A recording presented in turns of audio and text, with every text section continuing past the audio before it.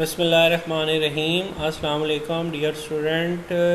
I am your chemistry teacher professor Ghazanfar Rashid. उम्मीद करता हूँ आप सब लोग खैरियत से होंगे और रमज़ान के रोज़े रख रहे होंगे।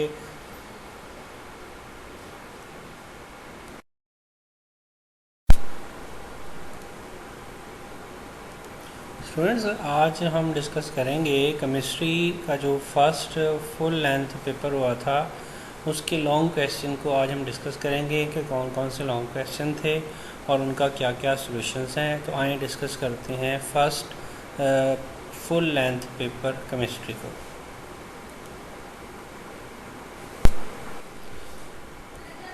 पहला जो लॉन्ग क्वेश्चन था स्टूडेंट वो एक न्यूमेरिकल है चैप्टर नंबर 1 से कि मैग्नीशियम मेटल जो है वो रिएक्ट कर रही है किसके साथ, HCl, to give hydrogen gas, or what is the minimum volume of HCl 27% by weight required to produce 12.1 gram of hydrogen. Density of the HCl solution is 1.14 ग्राम पर सेम क्यूब।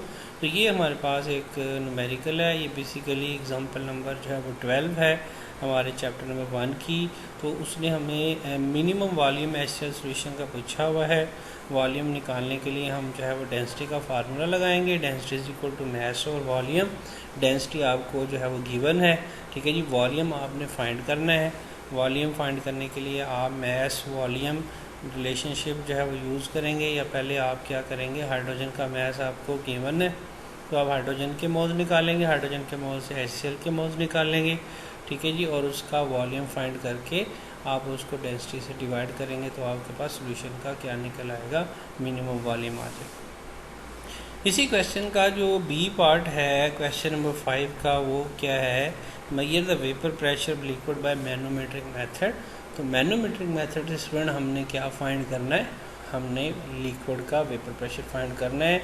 मैनोमेट्रिक मेथड जो है आप सबको पता है, it is one of an accurate method to measure the vapour pressure of any liquid, ठीक है जी। सबसे पहले आप इसका इंट्रोडक्शन देंगे, इंट्रोडक्शन के बाद आप इसका अपरेटस बताएंगे। इसकी अपरेटस में एक थर्मोस्टेट होती है, एक राउंड बॉटम फ्लास्क होती है, थर्मोमीटर होता है, एक कनेक्टिंग ट्यूब होती है और मैनोमीटर होता है जिसमें मरकरी फिल किया जाता है, ठीक है जी।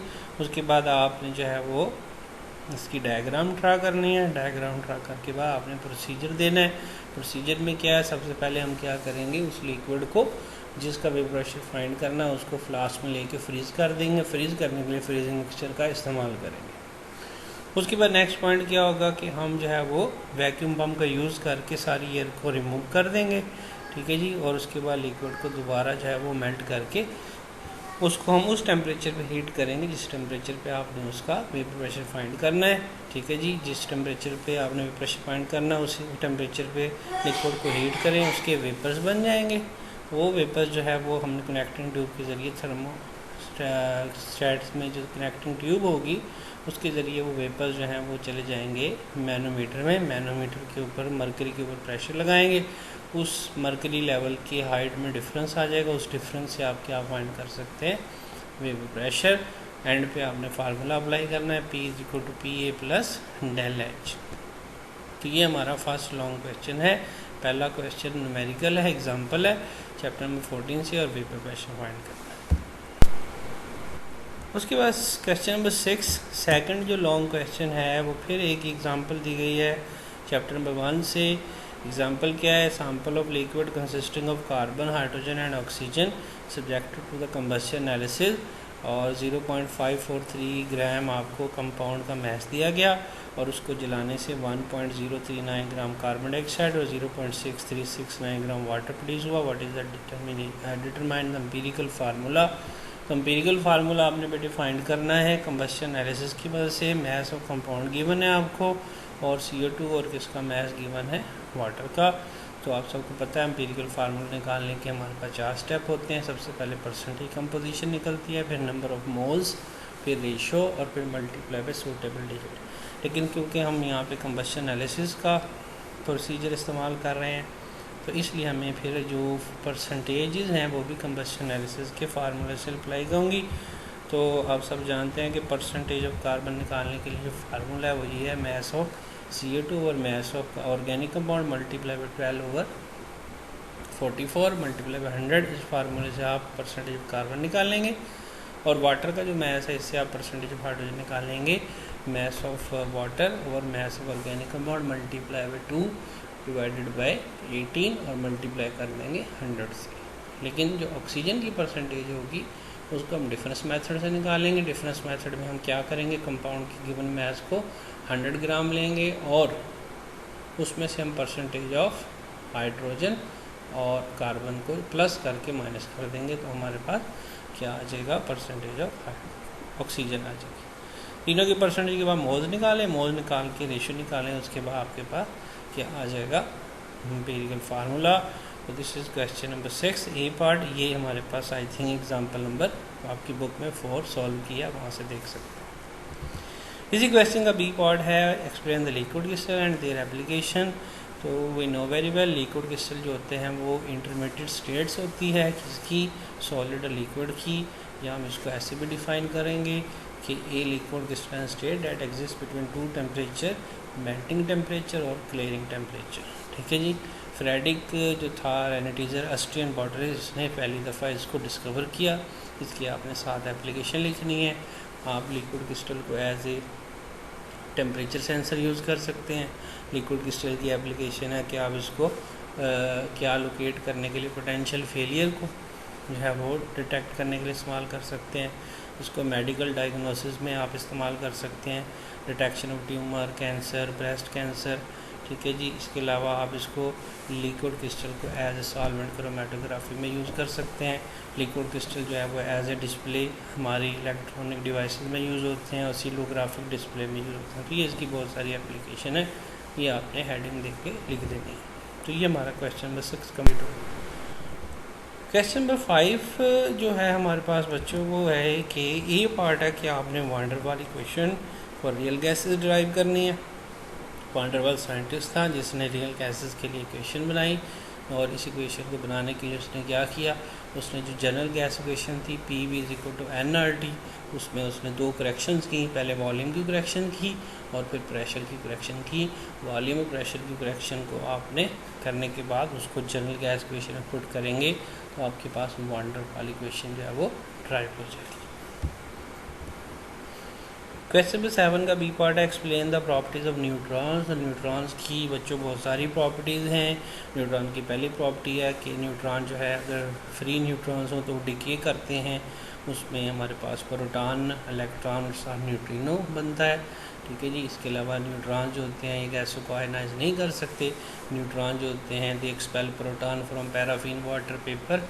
और न्यूट्रॉन जो होते हैं इनको हम एज ए प्रोजेक्टाइल यूज़ कर सकते हैं न्यूक्लियर एक्शंस में। न्यूट्रॉन्स जो हैं वो कुछ फास्ट होते हैं, कुछ स्लो होते हैं। और इसके अलावा न्यूट्रॉन जो हैं वो बायोलॉजिकल ट्रीटमेंट ऑफ कैंसर में भी यूज़ होते हैं। तो ये इसकी 6-7 इसकी आपकी प्रॉपर्टीज़ है। चैप्टर नंबर 5 का ये टॉपिक है। उसके बाद क्वेश्चन नंबर 8 में हमसे उसने क्या पूछा है, इसका ए पार्ट है जी मेजरमेंट करनी है आपने charge on electron by Millikan's oil drop method. इस टॉपिक को आपने पहले भी बहुत दफ़ा इसको जो है इसकी प्रैक्टिस की है। मिलीकन साइंटिस्ट था जिसने एक ऑयल ड्रॉप को नेगेटिवली चार्ज किया। ठीक है जी। और उसको उसके ऊपर से चार्ज फाइंड किया। पहले आप इसका इंट्रोडक्शन लिखेंगे, फिर इसका अपरेटस लिखेंगे। ठीक है जी। अपरेटस में आपको पता है एक मेटालिक चैम्बर होता है, 2 हमारे पास पैरेलल प्लेट्स होती हैं, प्लेट ए और ए प्राइम। प्लेट ए में उसने स्लिट किया। ठीक है जी। एक हमारे पास क्या थी, एक इलेक्ट्रॉन गन के ज़रिए ऑयल ड्रॉपलेट को प्लेट ए पे क्या किया जाता है, स्प्रिंकल करके हम उसको नेगेटिवली चार्ज बनाते हैं, गैस को या एयर को आयनाइज करके। उसके बाद इसी क्वेश्चन का जो बी पार्ट है वो है explain Graham's law. Graham Thomas Graham scientist था जिसने गैसों की डिफियन और फियन के रेट को एक्सप्लेन किया। According to Graham's law rate of diffusion और फियन ऑफ एनी गैस जो होता है वो इन्वर्सली प्रोपोर्शनल होता है बेटे किसके, under root of the density या फिर किसके, molecular mass of the gas के। यानी अगर गैस की डेंसिटी या मॉलिक्यूलर मास ज़्यादा होता जाएगा तो ग्राहम्स कहता है कि उसका रेट ऑफ डिफियन कम होता जाएगा। तो ऐसी गैसों का रेट होता है जिनके मोलर मास ज़्यादा होते हैं या डेंसिटी ज़्यादा होती है। इसके लिए एक एक्सपेरिमेंट किया उसने, एक ग्लास ट्यूब ली। ग्लास ट्यूब में एक साइड में उसने HCl गैस और दूसरी साइड में अमोनिया गैस को ट्रैवल किया। तो अमोनिया गैस का रेट ज़्यादा था क्योंकि उसका मोलर मास कम है, लेकिन HCl का मोलर मास ज़्यादा होता है इसलिए वो कम डिस्टेंस कवर करती है। ये हमारे पास ग्राहम्स लॉ है चैप्टर नंबर 3। उसके बाद जो लास्ट क्वेश्चन है, क्वेश्चन नंबर 9 स्टूडेंट्स, वो क्या है, what is hybridization and explain the structure of ethyne. Very important question. Hybridization आपको पता है कि प्रोसेस है जिसमें क्या होता है, एटॉमिक ऑर्बिटल्स जो होते हैं वो इंटरमिक्स करते हैं, ठीक है जी। The process of intermixing of atomic orbitals of different energy and shape and produce new identical and hybrid orbitals, यानी कि एटॉमिक ऑर्बिटल मिक्स होके डिफरेंट एनर्जी और शेप्स वाले न्यू और आइडेंटिकल हाइब्रिड क्या बनाते हैं, ऑर्बिटल। ये सारे ऑर्बिटल सेम एनर्जी और सेम शेप में होते हैं। इथाइन का स्ट्रक्चर बनाएंगे, इथाइन C2H2 एसिटाइलिन भी कहते हैं। आप पहले कार्बन की इलेक्ट्रॉनिक कॉन्फ़िगरेशन लिखेंगे। कार्बन के पास जो है वो 4 अनपेयर्ड इलेक्ट्रॉन होते हैं, ठीक है जी। ग्राउंड स्टेट, एक्साइटेड स्टेट लिखेंगे। हाइब्रिड स्टेट में कार्बन अपने 2 ऑर्बिटल्स को मिक्स करेगी, एक S को और एक 2px को, दोनों sp बनाएंगे, लेकिन 2 अनहाइब्रिड होने की वजह से यहाँ पे 2 पाई बॉन्ड बनेंगे। तो इथाइन में हर कार्बन के पास 2 क्या होते हैं, हाइब्रिड, और 2 अनहाइब्रिड ऑर्बिटल होते हैं। हाइब्रिड ऑर्बिटल जो होते हैं वो 180 डिग्री पे होते हैं, इसलिए वो हेड टू हेड ओवरलैप करके सिग्मा बॉन्ड बनाते हैं। लेकिन जो हमारे पास क्या होते हैं, अनहाइब्रिड ऑर्बिटल 2px y और z, वो पैरेलल होने की वजह से साइडवेज ओवरलैप करके पाई बॉन्ड बनाते हैं। और इसके अलावा इथाइन में जो बॉन्ड एंगल होगा 180 होगा, और इसकी ओवरऑल ज्योमेट्री क्या बनेगी, वो लीनियर होगी। क्वेश्चन नंबर 9 का बी पार्ट था, what is ionization energy, explain the factor affecting ionization energy. तो आयनाइजेशन एनर्जी क्या होती है, minimum amount of energy required to remove an electron from the valence shell of a gaseous atom to form a cation, यानी वो energy जो किसी भी हम एटम को देते हैं, गैसियस एटम को, उसके वैलेंस शेल से एक इलेक्ट्रॉन को रिमूव करने के लिए, वो उसकी आयनाइजेशन एनर्जी। जैसे मैग्नीशियम को आप आयनाइज करते हैं तो उसको उसके वैलेंस शेल से एक इलेक्ट्रॉन निकालने के लिए हमें 738 किलो जूल एनर्जी लगानी पड़ती है। सोडियम के लिए 496 किलो जूल एनर्जी लगानी पड़ती है। इसके कुछ फैक्टर्स हैं जिससे आयनाइजेशन एनर्जी या तो इंक्रीज़ हो जाएगी या कम हो जाएगी। पहला फैक्टर इसमें है साइज ऑफ एटम या रेडियस, एटॉमिक रेडियस का आयनाइजेशन एनर्जी से इन्वर्स रिलेशन होता है। अगर एटॉमिक रेडियस बढ़ता जाएगा तो आयनाइजेशन एनर्जी कम होती जाएगी, यानी इलेक्ट्रॉन को रिमूव करना इजी हो जाएगा। लेकिन दूसरा फैक्टर है न्यूक्लियर चार्ज, न्यूक्लियस का पुल। न्यूक्लियस ने इलेक्ट्रॉन को पकड़ा होता है, और इसीलिए न्यूक्लियस से अगर हमने इलेक्ट्रॉन को रिमूव करना है तो उसकी अट्रैक्शन को ब्रेक करना होगा, इसलिए एनर्जी बढ़ती जाएगी जैसे जैसे न्यूक्लियर चार्ज बढ़ता जाएगा। तीसरा फैक्टर है शील्डिंग फैक्ट। शील्डिंग फैक्ट भी बेटे क्या होता है, इन्वर्सिव पोजिशन होता है।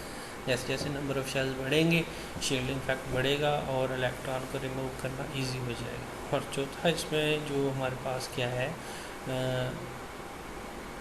फैक्टर है, वो है nature of orbital. Nature of orbital हमारे पास 4 तरह के ऑर्बिटल होते हैं, s orbital, p orbital, d orbital और f ऑर्बिटल।